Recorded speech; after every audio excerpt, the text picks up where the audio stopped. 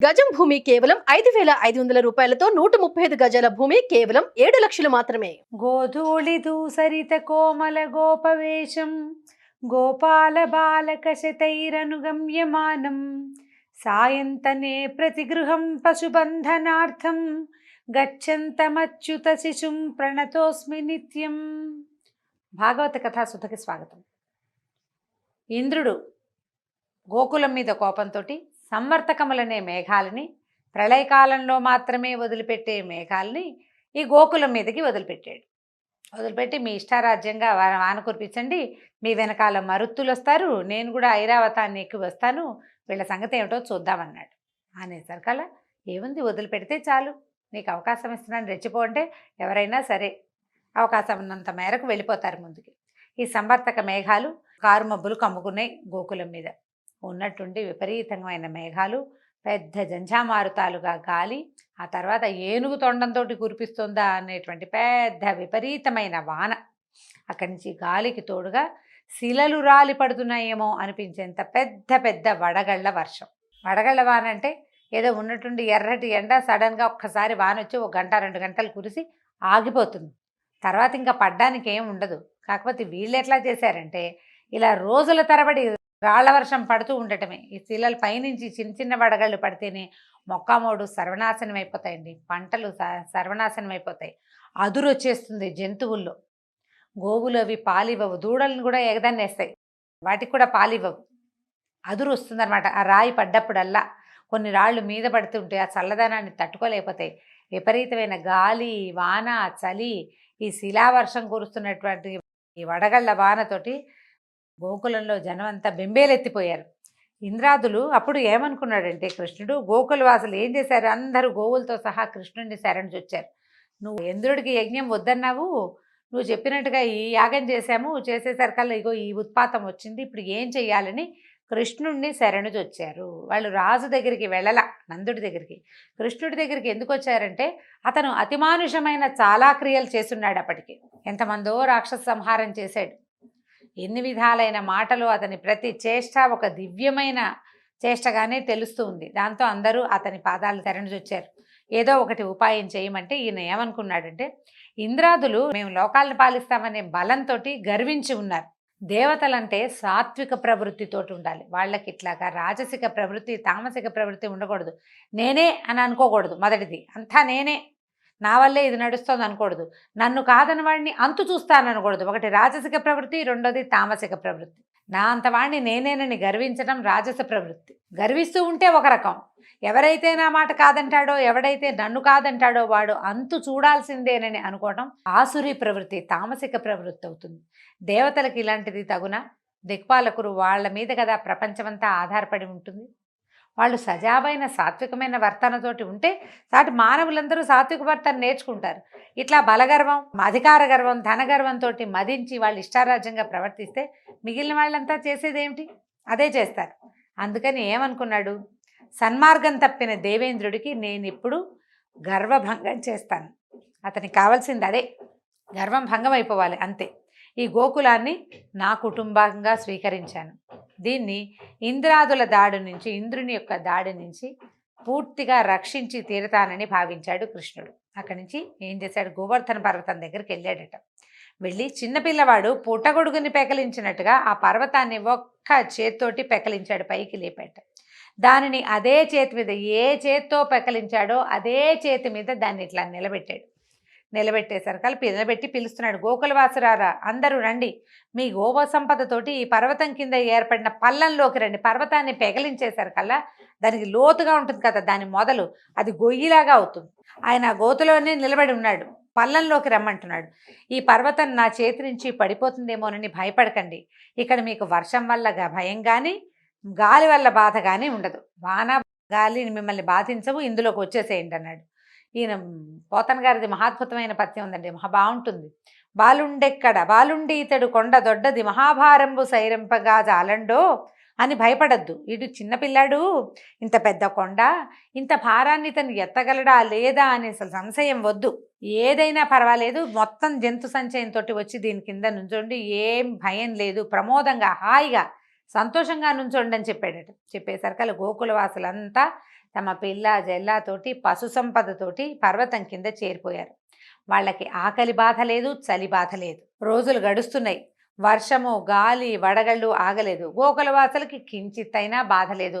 గోకులం ఒక చిన్న ఊరు. ఈ పర్వతం బహుదొడ్డది. అంత పెద్ద పర్వతం కింద ఆగా వెచ్చగా సుఖంగా హాయిగా నెగ్గళ్ళు వేసుకుని కూర్చున్నంత సుఖంగా ఉన్నారు. ఆకలి బాధ లేదు, చలి బాధ లేదు. చలి లేదు, ఆకలికి ఏముంది, కుటుంబం అంతా ఇక్కడే ఉంది. ఆవులు లోపలే ఉన్నాయి. ఏమైనా 4 రాళ్ళు పెట్టి పొయ్యి వెలిగించుకుని మంట చేసుకుని తిన్నారో ఏమో వాళ్ళు. లేదా భగవన్మాయా విలాసంతో ఆకళ్ళు దప్పులు లేనే లేవు, స్థిమితంగా ఉండిపోయారు. అయితే ఏమైంది, గోకులవాసులు ఆశ్చర్యపోయి చూస్తూనే ఉన్నారు. ఏమిటి రోజులు గడిచిపోతున్నాయి, తెల్లారిపోతుంది, రాత్రి అయిపోతుంది. వారం రోజులు గడిచిపోయినాయి. కృష్ణుడు కదలకుండా మెదలకుండా నిలబడ్డాడు. ఏ శ్రమ లేదు. గొడుగు పట్టుకున్నంత సింపుల్గా ఈ కొండని గొడుగల్లే ఎత్తేసేసాడు. వారం రోజులు ఎడతెరపి లేకుండా వర్షం పడినా గోకులంలో ఎవ్వరికీ కించిత్తు బాధ కానీ నష్టం కానీ కలగలేదు. వాన వల్ల ఇబ్బందులు చాలా ఉంటాయండి. వ్యవసాయదారులు, పశు ఆధారిత కుటుంబాల వాళ్ళు నిజంగా ప్రత్యక్ష నరకం వర్షాకాలం వస్తే. ఇది పల్లెటూళ్ళలో ఉన్న వాళ్ళందరికీ తెలుస్తుంది. గొడ్లు పాలు ఇవ్వవు. సాయంకాలం అయ్యేసరికి ఈగలు ముసిరిపోతాయి. చలి, వర్షం వల్ల పరమ చీదరగా ఉంటుంది. ఆ దొడ్లు అవన్నీ శుభ్రపడవు, తెరిపి ఉండదు. ఆవుల పాలు, గేదెల పాలు ఏవి పాలు ఇవ్వవు. విసుగు పుట్టిపోతుంది. తర్వాత వీళ్ళు వంట చేసుకోవడానికి ఏ రకమైన సాధనాలు దొరకవు. అన్నీ తడిసిపోయి ఉంటాయి. నిప్పు రాజుకోదు ఎప్పటికీ. ఆహారం వంట చేసుకోవటం కష్టం. చిన్న పొన్న ఇళ్ల వాళ్ళు మరీ అవస్థ పడతారు. అసలు పశువుల మీదే ఆధారపడి ఉండే వాళ్ళకి ప్రత్యక్ష నరకమే తీవ్రమైన వర్షాకాలం. మిగిలిన కాలాలు ఒక రవ నయం. చలి రోజుల్లో కూడా కొంచెం మార్గశీర్షంలో కూడా ఒక రవ ఇబ్బందిగానే ఉంటుంది. వాన వస్తే మరీ ఇబ్బంది అనమాట. అయితే ఎంత వాన పడినా వీళ్ళకి ఏమీ అవ్వలేదు. అయితే ఇంద్రుడు తెలుసుకున్నాడు, తనని మించిన శక్తి ఏదో గోకులాన్ని రక్షిస్తోంది. అదేదో అర్థమైంది తనకి. తను కాదు, తన వల్ల కాదు, తను ఏమీ చేయలేడు వీళ్ళని.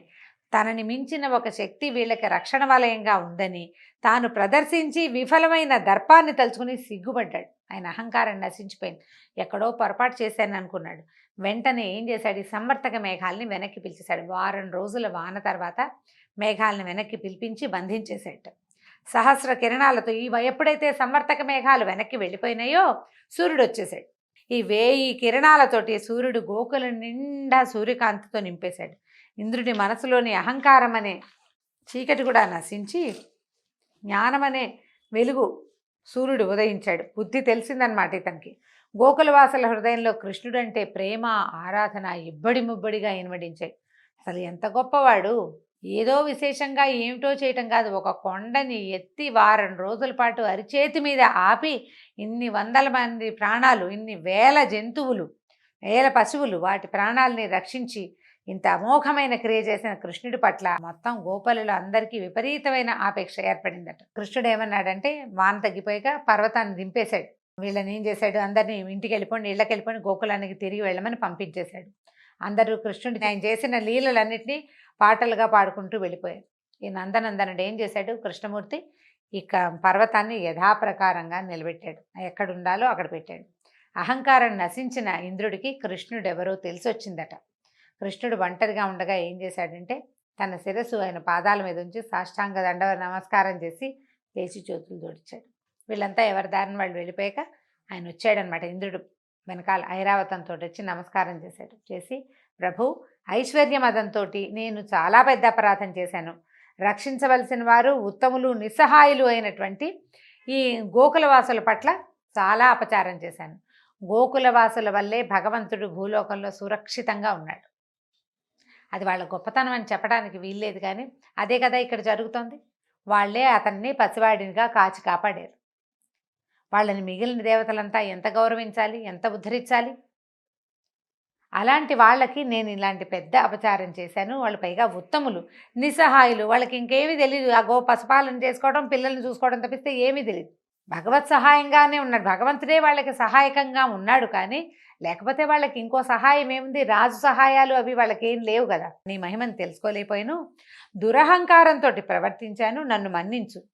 నా మనసు మరొక్కసారి ఇలాంటి అహంకారానికి లోను కాకుండా నన్ను రక్షించు. ఒకసారి వచ్చింది, బుద్ధి వస్తుందా? చాలామందికి, వ్యక్తులకి కూడా ఒక్కసారి పళ్ళు రాలితే బుద్ధి రాదు. ఎన్నిసార్లు మళ్ళీ అదే ప్రవృత్తికి లోనవుతుంటారు, అదే దుష్ప్రవర్తన చేస్తూ ఉంటారు. ఒకసారి ఇలా జరిగింది ఇంకోసారి చేయకుండా ఉందామని అనిపించదు. కొన్నాళ్ళు పోయాక ప్రజలు మర్చిపోతారు, వాళ్ళు మర్చిపోతారు, మళ్ళీ దిగుతారు చేయకూడని పనుల్లోకి. నన్ను ఇలా దురహంకారానికి గురి కాకుండా రక్షించమని ప్రార్థించాడు. సర్వలోకేశ్వరేశ్వరుడివి, సమస్త లోకాలను సృష్టించిన తండ్రివి, పరమాత్మవి అయిన నిన్ను శరణు వేడుతున్నానని పూర్తిగా శరణాగతిని పొందాడు ఇంద్రుడు. అప్పుడు కృష్ణుడు గంభీరంగా ఇట్లా సమాధానం చెప్పాట, దేవేంద్ర, అధికారము దానివలన ఐశ్వర్యము రాగానే సాధారణంగా ఆ అధికారంతోనే వచ్చే బాధ్యతలు మనసులో మరుగుపడిపోతాయి. ఈ ఒక అధికారం వల్ల ఏమొస్తుందండి, బాధ్యత వస్తుంది కదా, పవర్తో పాటు రెస్పాన్సిబిలిటీ అనేది ఒకటి ఉంటుంది. పవర్ వచ్చేసరికల్లా ఇది పక్కకి వెళ్ళిపోతుంది, ప్రతిదీ సాధించేయగలం ఈ పవర్ తోటి. అందుకని మనం పవర్ని, ఈ శక్తిని, ఈ అధికారాన్ని, ఈ బలాన్ని అన్ని చోట్ల ప్రయోగిస్తాం. కానీ ఈ అధికారం వల్ల, ఈ శక్తి వల్ల, ఈ బలం వల్ల మనం ఏ బాధ్యతలను నెరవేర్చడానికి ఈ స్థానంలోకి వచ్చామో అది మర్చిపోతాం. ఇది లోక సహజంగా మానవ సహజమైన ప్రవృత్తి అండి. చాలామంది పిల్లలు పెద్దవాళ్ళు అవుతారు, బాగా చదువుకుంటారు, చక్కగా పెద్ద పెద్ద ఉద్యోగాలు చేస్తారు. దేనివల్ల పుట్టామో, దేనివల్ల పెరిగామో, దేనివల్ల చదువుకున్నామో, దేనివల్ల ఇవాళ మనం పెద్ద స్థానంలో ఉన్నామో ఆ మొదలుని మర్చిపోతారు. దానికి ఇవ్వాల్సిన గౌరవం ఇవ్వరు. కొంతమంది మర్చిపోతారు, కొందరు మరొకపోయినా దానికి ఇవ్వాల్సిన సముచిత స్థానము, గౌరవము ఇవ్వరు. నువ్వు ఇవ్వనిది నీకు ఎక్కడా దొరకదు. నువ్వు ఏది ఇస్తావో అదే తీసుకోగలుగుతావు. నువ్వు గౌరవ మర్యాదలు ఇవ్వవలసింది నీ మొదలుకి, నువ్వు ఎక్కడి నుంచి వచ్చావో అక్కడికి. ఇంతకుముందు మనం విన్నాం, వృత్తిని కూడా గౌరవించాల్సిందే. ఏ వృత్తి నీకు అన్నం పెడుతుందో ఆ వృత్తినే ముందు పూజించాలని చెప్తున్నాడు భగవానుడు. అధికారం వచ్చేసరికల్లా, మనకు ధనం వచ్చేసరికల్లా బాధ్యతలు మర్చిపోతాం. దీనివల్ల మనం ఏం చేయొచ్చో ఆలోచిస్తాం, కానీ అసలు చేయవలసింది ఏమిటి అనేది వ్యక్తులకు అసలు జ్ఞాపకమే ఉండదు. అది గుర్తు చేసుకోమని చెప్తున్నాడు ఈయన. నీ విషయంలో కూడా అదే జరిగింది. నీ గర్వం తగ్గించాలనే ఇలా చేశాను. మీ లోకపాలుడు అందరూ కూడా, అంటే ఈయనతో పాటు ఇంకా లోకపాలకులు ఉన్నారు కదా, అష్టదిక్పాలకులు, వాళ్ళంతా ఈ దురహంకారం విడిచి మీ బాధ్యతల్ని సక్రమంగా నెరవేర్చండి అని చెప్పాడు. స్వర్గం నుంచి ఇంద్రుడు బయలుదేరే సమయానికే గోలోకం నుంచి కామధేనువు కూడా బయలుదేరిందట. కామధేనువు కూడా వచ్చింది ఆయనతో పాటు. ఇప్పుడు ప్రభు నిన్ను ఇంద్రుడిగా అభిషేకించమని బ్రహ్మ నన్ను పంపాడు, నీకు అభిషేకం చేయడానికి నాకు అనుమతినివ్వమని అడిగిందట కామధేను. కృష్ణుడు ఒప్పుకున్నాడు. ఆ కామధేను ఏం చేసిందట, తన క్షీరంతో, కామధేను పాలతోటి కృష్ణుడికి అభిషేకం చేసింది. అదే సమయంలో ఐరావతం తన తొండంతో నింపుకొచ్చినటువంటి ఆకాశగంగా జలాన్ని పైన చిమ్మి కృష్ణుడిపైకి జల్లుగా పడేలాగా అభిషేకం చేసింది. నారదాది ఋషులందరూ అక్కడికి చేరారట. ఇది ఒక లోకోత్తరమైన కార్యం కదండి. గోవర్ధనోద్ధరణం అంటే వ్యక్తులని రక్షించడానికి భగవంతుడు తనంతట తను పూనుకోవటం. శరణాగతిని పొందిన వాడిని రక్షించడానికి భగవంతుడు బాలుడి రూపంలో ఉన్నా కూడా ఆయన చెయ్యని క్రియ లేదు. మనకి ప్రార్థించటం రావాలంతే. ఆ ప్రార్థన త్రికరణ శుద్ధిగా ఉండాలి. భాగవతంలో ఎన్నో కథలు ఇలాంటివి కనిపిస్తాయండి. నిష్కామంగా త్రికరణ శుద్ధితోటి భగవంతుడిని పూజించిన వాళ్ళు, ధ్యానించిన వాళ్ళకి భగవంతుడు అట్లా ప్రత్యక్షమైపోతాడు. మనం గజేంద్ర మోక్షం కథలో అదే చూస్తాం, ప్రహ్లాద చరిత్రలో అదే చూస్తాం, ధ్రువోపాఖ్యానంలో అదే చూస్తాం. ఎన్ని కథలలోనో ఇదే విషయం కనపడుతూ ఉంటుంది. మనం ఎంత తెలుసుకున్నా విష్ణుమాయ వల్లనండి, మాయ వల్లనండి, ఎంతసేపు భగవంతుడు ఒకడు ఉన్నాడని, అతనే మన తలపైన గొడుగని మర్చిపోతారు జీవులు. ఎప్పుడో గుర్తొస్తుంది, అప్పుడు కొంచెం తీసుకుంటాం, మాయను తొలగించుకుని కొంచెం ప్రయత్నం చేస్తాం, మళ్ళీ మాయమన్నీ ఆవరిస్తుంది. మనని ఆవరించిన మాయని తొలగించుకోవటమే తక్షణ కర్తవ్యంగా మానవులు చేయాలని చాలా చోట్ల చెప్పబడుతుంది. అక్కడి నుంచి వీళ్ళు ఏం చేశారు, యాదవ శ్రేష్ఠుడైన కృష్ణుణ్ణి దేవేంద్రుడు గోవిందుడు అనే పేరుతోటి సత్కరించాడు. గోవులని కాపాడాడు, గోపాలుని కాపాడాడు. కాబట్టి గోవింద నామధేయంతో ఈ ఇంద్రుడు కృష్ణ పరమాత్మకి అభిషేకం చేసి దేవతలందరూ, ఇంకా ఎవరెవరు నారదాది ఋషులందరూ గోవింద గోవింద అని కృష్ణుణ్ణి వేణోళ్ళ పొగిడారట.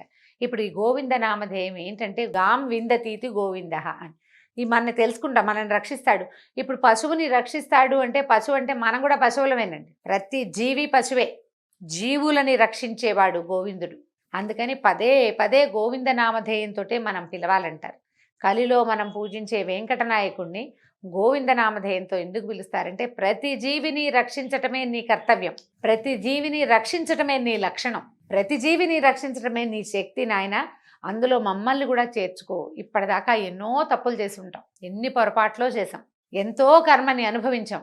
ఎన్నో కర్మలు చేసాం, ఇంకా ఎన్ని జన్మలు ఎత్తాలో తండ్రి, దీంతోటి ఆపు, ఈ జన్మతోటి మమ్మల్ని ఉద్ధరించు, మమ్మల్ని చేదుకో, నీ దగ్గరికి లాక్కో, మళ్ళీ పుట్టవలసిన అవసరం లేకుండా మమ్మల్ని బతికించు, అంటే శాశ్వతమైన స్థానానికి మమ్మల్ని చేర్చమని అడగటం కోసమే గోవిందనామధేయాన్ని పదే పదే పలకమని చెప్తారు. ఈ గోవిందనామధేయంతో ఈరోజు భాగవత కథాసుధ సమాప్తం.